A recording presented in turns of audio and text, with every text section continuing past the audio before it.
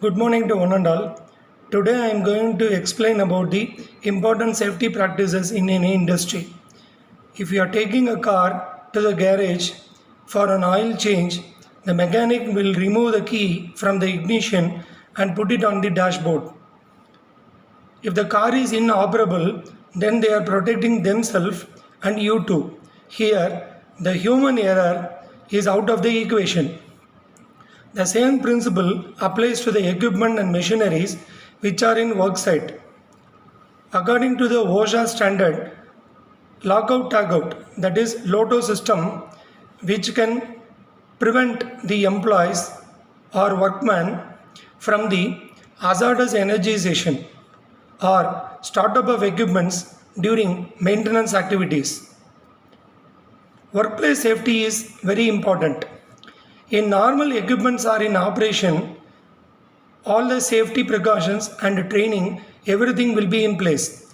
But whereas in case of non-routine activities or operations, example, one person on will be stuck on the machine during clearing the jam, and one more person is working on the industrial oven for making some adjustment, and unknown worker will be switch on the power.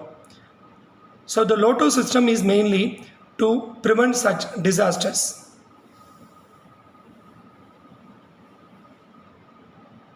When the equipments are in operation, all the safety precautions, training, everything will be in place. But whereas during maintenance activities,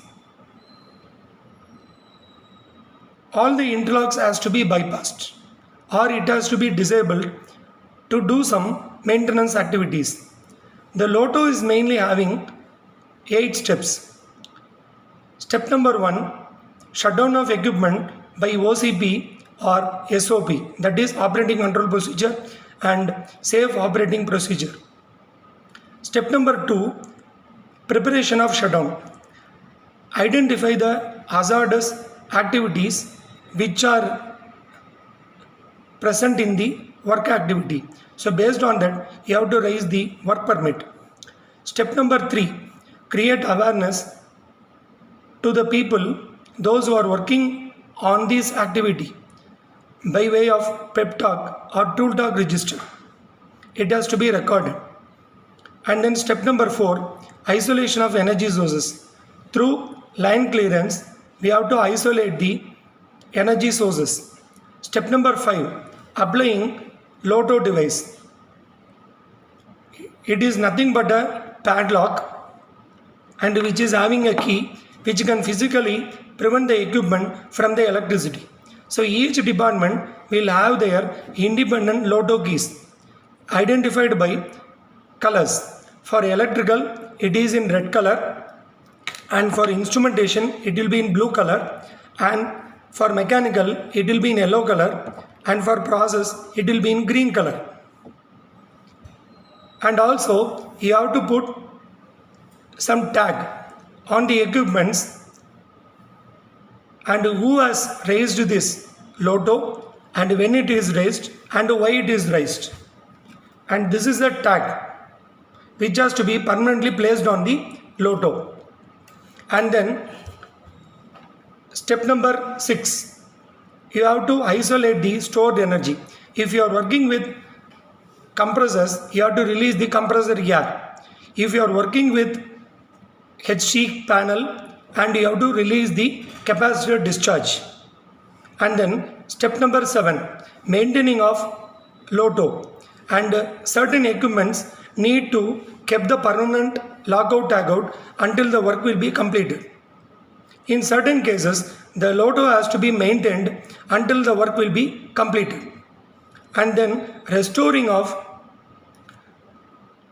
operation procedures. So after completion of the work, you have to cancel this work permit as well as the LOTO as well as the line clearance to bring the equipment in operations. And moreover, you have to put the LOTO number in the line clearance as well as the work permit. And LOTO is not unnecessarily complicated. When you hear about the worksite fatal or injury, where the LOTO system is missed. So LOTO will be effective and enforced by training to everyone on what to do and how to do it. So let us keep ourselves and others safe. Thank you.